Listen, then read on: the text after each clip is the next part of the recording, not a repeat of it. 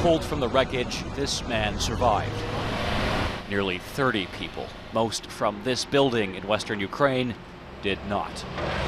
Dozens of others are still missing, and emergency crews are still searching more than a day after one of Russia's deadliest attacks. This man says his great-grandmother is still under the rubble. She lived one floor above him.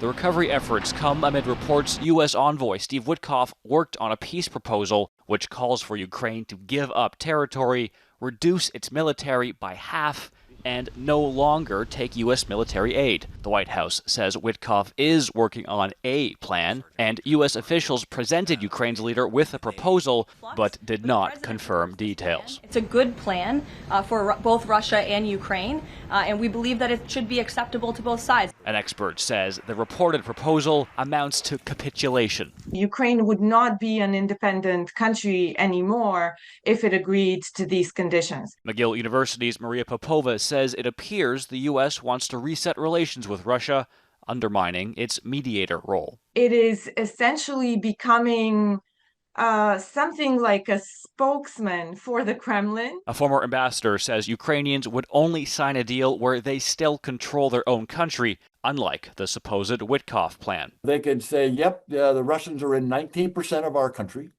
We're in 81% of our country. That 81% will get into the European Union, we'll go on about our business, but we'll get back that 19% someday. For any plan to work, it needs Ukrainians and Europeans on board. So, the European Union announced it was working on more sanctions against Russia.